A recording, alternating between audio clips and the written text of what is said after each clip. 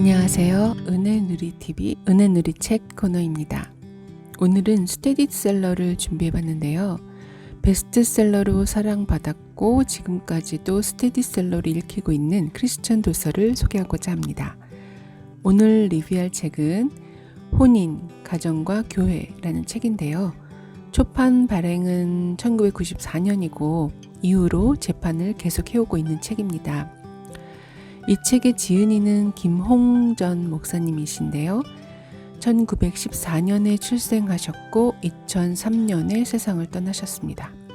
미국 버지니아주 리치몬드 소재의 유니온 신학교에서 신학박사 학위를 취득하셨고 히브리 대학교 신학박사, 유니온 신학교 대학원 박사를 하셨으며 성약교회 목회를 하시면서 인간과 죄, 기도와 응답, 다니엘서의 4가지 환상, 우리 교회에 가는 길 등 151권의 도서를 집필하셨습니다. 이 목사님께서 성도들 위해서, 특히 청년 성도들 위해서 결혼과 가정에 관해서 말씀을 전하신 것을 토대로 엮은 책인데요. 우리가 인생을 살면서 배우자를 선택하는 일은 쉽지 않은 일이고 또 이 배우자를 선택하는 일은 또 신앙생활에 있어서도 무척 중요한 일입니다. 혼인, 가정과 교회의 책은 결혼을 앞둔 그리스도인과 가정을 이루고 살아가는 모든 그리스도인들이 참고할 만한 좋은 길잡이가 될 만한 책입니다. 지금 21세기의 청년들 그리고 기독 청년들도 결혼과 가정에 대한 생각이 예전과 무척 많이 달라져 있는데요. 오늘 리뷰할 책은 어쩌면 고리타분한 얘기로 들릴 수도 있어요. 저자 김홍전 목사님은 아담과 하와 이야기를 통해서 하나님께서 부부를 이루게 하신 뜻을 깊이 있게 살펴보고 있습니다. 창세기 1장부터 3장, 에베소서 5장, 6장의 말씀을 큰 축으로 해서 결혼과 가정, 그리고 결혼과 가정을 교회에 대한 하나님의 뜻 가운데 성경적인 도리를 깊이 있고 풍성하게 풀어주고 있습니다. 우선 목차를 살펴보면요. 제1강 배우자 선택의 표준, 2강 웨스트민스터 신앙고백서 24장의 혼인의 도리, 제3강 혼인 예식의 의미,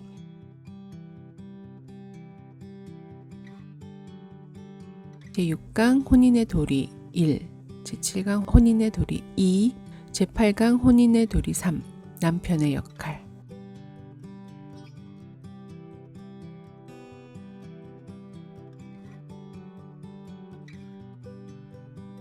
제11강 혼인의 조건으로 구성되어 있습니다.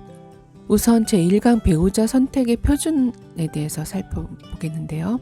이 주제의 바탕이 되는 성경 말씀은 창세기 1장 24에서 31절입니다. 저자는 혼인이 인생의 중대사라고 말하면서 사람은 한평생 살면서 몇 가지 중대사를 만나게 됩니다. 그 중에는 자기 의사와 무관하게 불가항력적으로 닥쳐오는 것들도 있고 자기의 의사, 행동 여하로서 결정되는 것들도 있습니다. 이런 중대사라 할지라도 하나님께서 그리스도인들에게 바라신 태도는 항상 같습니다. 즉 우리 그리스도인들에게 먼저 날마다 우리의 짐을 지시는 주님을 의지하고 모든 염려를 맡기고 살라고 하시는데요. 먹든지 마시든지 무엇을 하든지 주를 위해 하라고 말씀하고 있습니다. 결혼도 예외가 아닌데요.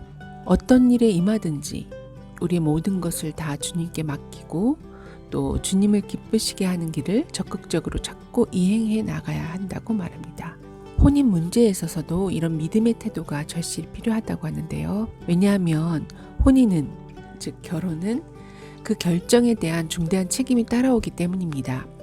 결혼 정년기에 있는 청년들은 하나님 말씀 가운데 결혼에 대한 여러 가지 교훈을 바로 배우고 그 토대로 배우자를 선택하거나 또 결혼에 관련된 여러 가지 일들을 결정하고 시행해야 한다고 말합니다. 그러면서 하나님께서 부부 간의 그런 관계가 그리스도의 몸인 교회와 성도의 관계가 같다고 보고 있는데요. 우선 혼인에 대한 뚜렷한 표준에 대해서 강조하고 있습니다. 창세기 1장 26절에 하나님께서 남자와 여자를 만드신 이야기가 나옵니다. 하나님이 자기 형상 곧 하나님의 형상대로 사람을 창조하시되 남자와 여자를 창조하시고, 여기서 우리라는 의미에 대해서 우선 설명하고 있는데요. 한 분 안에 새 인격으로 계시는 하나님, 복수형인 동시에 단수형인 분, 이 신비한 개념에 대해서 우리는 다 알 수 없죠. 인간은 시간과 공간, 인과 관계에 한정된 존재이기 때문에 하나님의 존재를 다 논증할 수는 없다는 것입니다. 그래서 하나님께서는 당신을 표시할 때 어느 때는 복수형, 또는 단수형으로 표시하셨는데요. 이러한 신비는 구체적으로 교회에도 나타나 있다고 봅니다. 예수 그리스도와 우리가 하나의 큰 몸을 이루죠.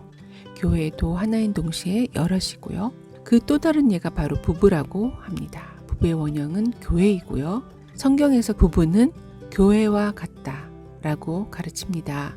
예수 그리스도를 머리로 삼은 교회가 바로 부부가 배우고 표방해야 할 가장 중요한 원형이라는 것이죠. 에베소서 5장 22, 23절을 보면 아내들이여 자기 남편에게 복종하기를 주께 하듯 하라. 이는 남편이 아내의 머리됨이 그리스도께서 교회의 머리됨과 같음이니 그가 바로 몸의 구주시니라. 그러므로 교회가 그리스도에게 하듯 아내들도 범사에 자기 남편에게 복종할지니라. 표준을 우선 어디다 세우냐 하면 교회가 그리스도께 하듯이 아내가 남편을 대하라는 것입니다.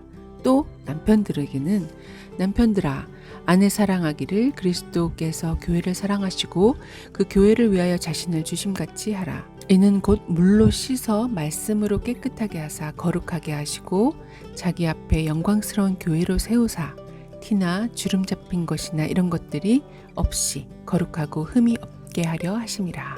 이와 같이 남편들도 자기 아내 사랑하기를 자기 자신과 같이 할지니 자기 아내를 사랑하는 자는 자기를 사랑하는 것이라. 누구든지 언제나 자기 육체를 미워하지 않고 오직 양육하여 보호하기를 그리스도께서 교회에게 함과 같이 하나니 우리는 그 몸의 지체임이라.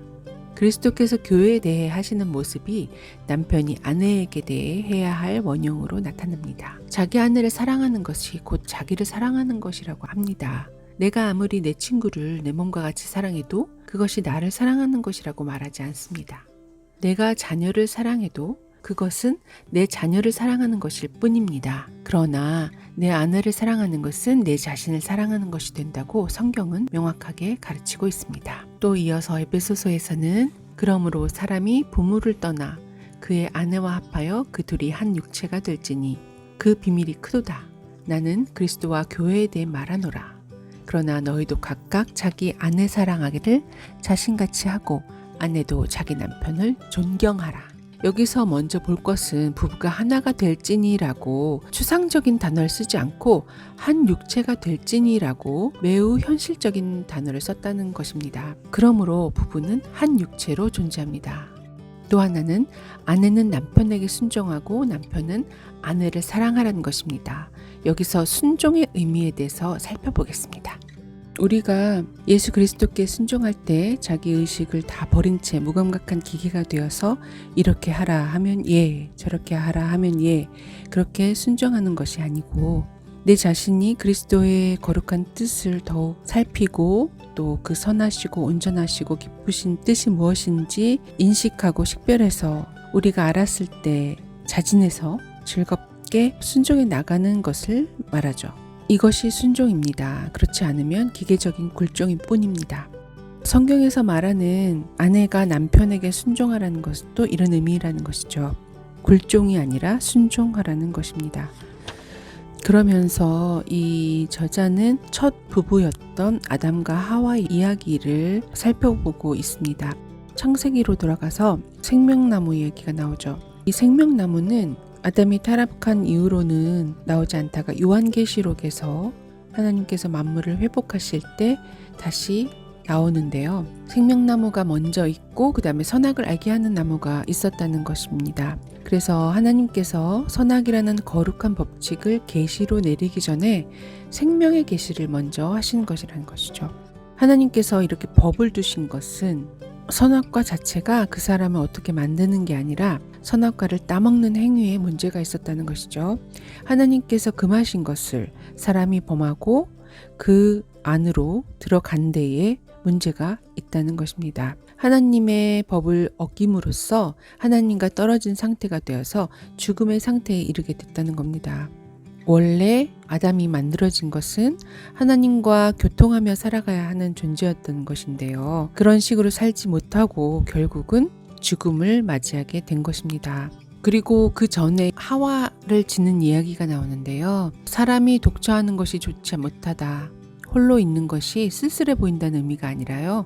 하나님께서 아담에게 큰 사명을 주셨죠. 생육하여 번성하고 땅에 충만하라. 땅을 정복하라. 또 공중의 새와 바다의 고기, 땅에 움직이는 모든 생물을 다스리라고 하시는 큰 사명을 주셨는데요. 아담은 이런 사명을 받고 또 죄 없이 순결하게 지어지긴 했지만 우리 예수님과 같은 그런 이상적인 존재는 아니었다고 합니다. 그래서 아담은 살아가면서 예수님과 같은 경지에 도달하도록 지음을 받은 존재였다는 것입니다. 하나님께서는 아담에게 돕는 배필로 하와를 만드셨죠. 갈빗대를 취해서 살로 채우시고 또 여자를 만들어서 아담에게 이끌어 오시고, 그래서 아담은 내 뼈 중에 뼈요 살 중에 살이라는 고백을 하게 되죠. 이처럼 남자가 그 아내를 처음 만났을 때 서로 다른 두 개의 인격이지만 원칙상으로는 하나님께서 하나의 몸이요 하나의 살로서 존재하도록 하는 것입니다. 그런데 하와가 시험을 받고 타락해서 인류 역사상 비극을 맞게 되는데요. 아담 자신도 결국 하와 때문에 그 비극 가운데로 이르게 됩니다. 그런 영향력을 끼치는 것이 바로 배필이라는 것입니다. 남편을 끌고서 시험받아 영원한 멸망의 가운데 들어갈 수 있도록 이끄는 힘이 아내에게 있다는 것입니다. 원래 아담이 하나님의 사명을 먼저 받았죠. 선악과를 따먹지 말라. 먹는 날에는 내가 정령 죽으리라. 이렇게 창세기 2장 17절에서 이렇게 하나님께서 아담에게 먼저 계시를 주셨는데요. 그런데 이후에 하와가 돕는 배필로 지음 받았고 이 하나님의 명령이 아담을 통해서 하와에게 전달됐을 가능성이 있습니다. 그런데 하와는 뱀에게 시험을 받을 때 동산 중앙에 있는 나무의 실과는 하나님 말씀에 너희는 먹지도 말고 만지지도 말라 너희가 죽을까 하노라 하셨느니라 라고 말하고 있어요. 즉 정령 죽으리라 하는 말과 죽을까 하노라 하는 것은 완전 다른 이야기죠. 아담이 잘못 설명한 건지 아니면 아담이 잘못 전달한 건지 아니면 하와가 잘못 들었는지 알 수는 없습니다. 하지만 하와가 먼저 하나님 말씀을 잘못 이해하고 그 시험에 빠진 후에 또 아담에게 그걸 다시 권하죠. 이때 아담은 그 잘못된 생각을 바로잡을 수 있는 그런 기회가 있었지만 아담도 따라서 먹었다는 겁니다. 이처럼 태초부터 돕는 배필로 지어진 아내의 영향력은 크다고 할 수 있습니다. 세상 다른 여자에게 아무런 영향을 받지 않는 남자도 자기 아내한테는 큰 영향을 받기 마련인데요. 특히 여자 청년들에게 당부하시는 말씀 중에 결혼 생활하면서 대수롭지 않게 남편에게 하는 말이 남편은 굉장한 영향을 받을 때가 있다는 사실입니다. 아담과 하와처럼 영원한 죽음으로 들어갈 만큼 큰 영향을 미친다는 사실을 알아야 된다는 것이죠. 또 그런 영향을 끼칠 만큼 하나님께서 돕는 배필로 아내를 만드셨다는 사실을 잊지 말아야 한다고 강조합니다. 그래서 안타까운 점이 바로 그 생육하고 번성해서 온 땅을 다스리라는 하나님의 사명들을 할 수 있도록 하와가 돕는 배필로 제 역할을 했었더라면 좋았을 것이다 이런 거죠. 이 창세기의 상황을 토대로 저자는 우리에게 혼인의 목표라는 중요한 원칙이 있다고 말하고 있습니다. 하나님께서 남편에게 준 거룩한 사명, 그 거룩한 사명을 함께 이끌고 나아가야 할 아내를 만나는 것이 결혼이라는 것이죠. 결혼을 통해서 사랑과 행복을 쟁취하겠다. 이것은 부차적인 것이라고 말합니다. 사랑하니까 결혼한다. 이 말은 사실은 하나님의 입장에서 볼 때는 그게 먼저가 아니라는 거죠. 사랑하니까 결혼해서 사는 것은 3년 동안은 버틸 수 있을지 모르지만 그 이후로 그 사랑 자체로 결혼 생활을 이어간다는 것은 쉽지 않은 일이라는 것이죠. 그래서 시간이 지나면서 점차 상대의 흠이 보이고 또 예전에는 아름답게 보이던 것이 결국 싫어지기까지 한다는 것입니다. 그래서 결혼 생활이 시시해지고 재미가 없어지고 나중에는 탈이 나게 된다는 것이죠. 이 세상은 결국 사랑 하나로 결혼을 하거나 아니면 자기가 만들어 놓은 어떤 조건, 경제적인 조건, 환경적인 조건 이런 것들을 토대로 해서 결혼하기 때문에 결국엔 결혼 생활 자체가 행복해지지 못한다는 거예요. 행복하려고 결혼했는데 행복해지지 못한다는 것이죠. 그 이유는 우리가 행복의 조건이 행복의 그런 요소가 항상 같진 않다는 거예요. 어렸을 때는 우리가 초콜릿 하나만 받아도 행복했지만 10대 때 초콜릿 하나로 행복하지가 쉽지 않고 또 10대 때 원했던 그런 것들이 20대, 30대 때 그것으로 만족하지 못한다는 것이죠. 결혼할 때 이 조건으로 나는 행복하겠다 해서 결혼했지만 우리가 살면서 또 우리 행복의 요건이 바뀌고 그게 단 줄 알았는데 결국은 이거로는 결혼 생활이 행복해질 수 없구나를 나중에 깨닫게 된다는 것이죠. 그러니까 이런 시시각각으로 변하는 그런 주관적인 생각들, 조건들 이런 것들로 결혼을 하는 것은 위험하다는 것입니다. 로마서 14장 7절에서 9절까지는요. 우리 중에 누구든지 자기를 위해 사는 자가 없고 자기를 위하여 죽는 자도 없도다. 우리가 살아도 주를 위해 살고 죽어도 주를 위해 죽나니 그러므로 사나 죽으나 우리가 주의 것이로다. 이 일을 위하여 그리스도께서 죽었다가 다시 살으셨으니 곧 죽은 자와 산 자의 주가 되려 하심이니라. 우리는 살아도 주를 위해 살고 죽어도 주를 위해 죽는 것이다. 이것이 그리스도인의 마땅한 삶의 원칙이라는 것이죠. 그래서 부부란 같은 부르심을 향해 나아가는 그런 관계가 되어야 된다는 것인데요.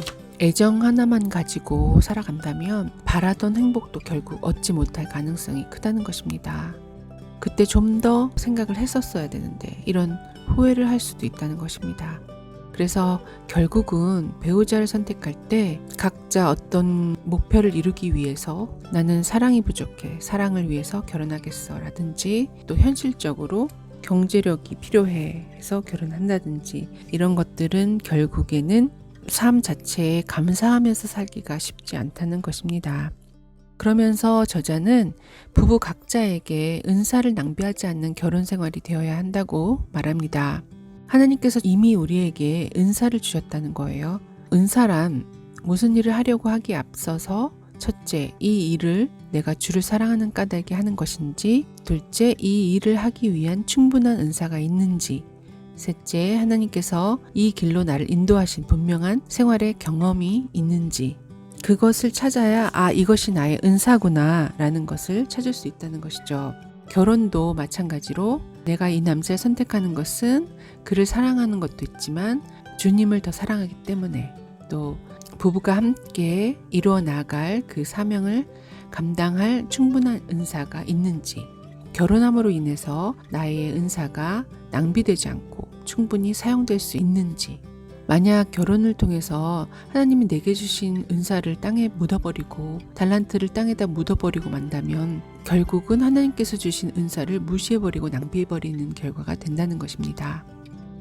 만약 여러분이 남자든 여자든 하나님께서 주신 은사가 5달란트라면 결혼을 해서 이 5달란트가 10달란트가 되도록 노력해야 된다는 것입니다. 그렇다면 하나님의 사명은 어떻게 알 수 있을까요? 결혼하기 전부터 부부 두 사람한테 하나님의 사명은 은사라는 형식을 통해서 심어주셨다고 합니다. 그가 그 일을 담당할 수 있도록 은사를 부어주신 것이죠. 그렇기 때문에 은사가 없는 사람이 그 사명을 담당하려고 하면 힘들어진다는 거예요. 은사라는 것은 어떤 특수한 일을 이루기 위해서 적용되는 기능을 말하는데요. 이 은사가 있다는 것은 그 일을 이루기 위한 기능을 벌써 가지고 있다는 것입니다. 그래서 결혼 상대를 찾을 때 서로의 은사가 어떻게 바르게 사용되어서 하나님께서 요구하시는 그런 열매를 맺을 수 있을지 그런 것을 바르게 생각해야 한다고 말합니다. 이런 중요한 점을 간과해서 상대와 정이 들었으니까 결혼하겠다 라든지, 돈이 많고 나를 극진하게 대해주고 또 결혼하면 호강할 것 같다든지, 또 재밌게 살 수 있을 것 같아서 결혼해야겠다든지 하는 생각을 해서는 안 된다고 말합니다. 하나님께서는 시편에서 여호와께서 집을 세우지 아니하시면 세우는 자의 수고가 헛되고 여호와께서 성을 지키지 아니하시면 파수꾼의 경성함이 헛되도다, 이렇게 말씀하고 있습니다. 그래서 가정을 세우는 것도 주님께 맡겨야지 안전하고 튼튼한 가정이 된다고 말합니다. 그러면서 결혼 상대자를 구할 때 중요한 원칙이 믿는 자를 찾는 것인데요. 이 부분에 있어서 사실 현대에 믿는 자를 찾는 것이 쉽지가 않고, 또 안 믿는 사람을 전도해서 결혼하는 것도 쉽지 않고 그런 점이 있죠. 하지만 이 저자는 원칙은 정해져 있다고 말합니다. 그러니까 믿는 자와 멍에를 같이 해야지 믿지 않는 자와 멍에를 같이 하는 것은 고생길이라는 거예요. 신명기에서는 너희는 포도원에 두 종자를 섞어 뿌리지 말라, 그리하면 내가 뿌린 씨의 열매와 포도원의 소산이 다 빼앗김이 될까 하노라. 너는 소와 나귀를 결의하여 갈지 말아라. 이 말씀은 성도가 믿지 않는 사람과 결혼했을 때 그 생활이 균형이 맞지 않을 수 있다는 경고를 하고 있습니다.